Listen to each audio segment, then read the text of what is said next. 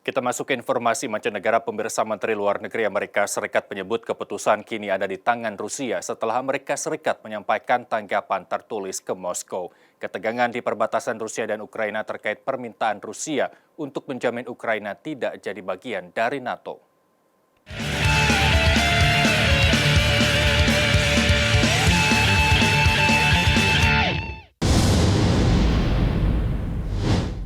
Amerika Serikat terus menekankan tak akan ada perubahan kebijakan keanggotaan baru NATO, merespons tuntutan Rusia agar AS menjamin bahwa Ukraina tidak akan bergabung dengan Pakta Pertahanan Atlantik Utara tersebut. First of all, there is no change. There will be no change.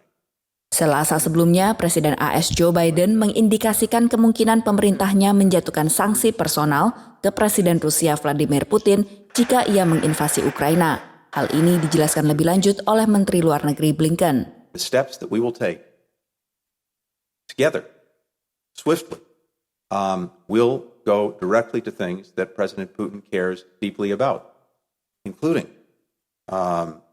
Russia's ability to engage economically and financially, including its ability to develop technology for the sectors that it cares most about. Like defense, like high tech.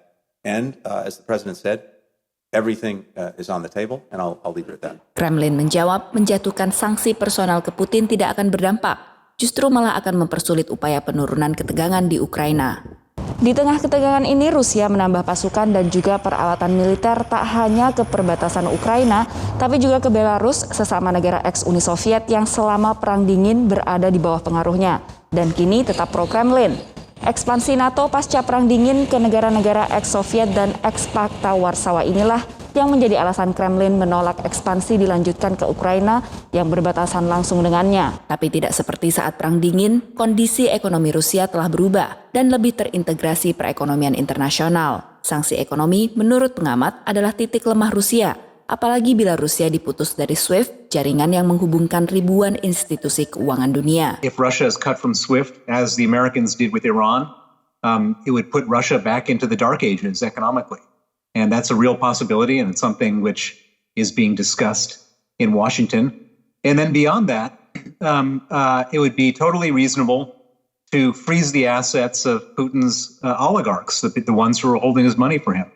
Freeze it all over the world. Karena itu, sanksi ekonomi tetap menjadi andalan Barat jika Rusia melancarkan invasinya. He doesn't want to accelerate or intensify or exacerbate this crisis more than he has to.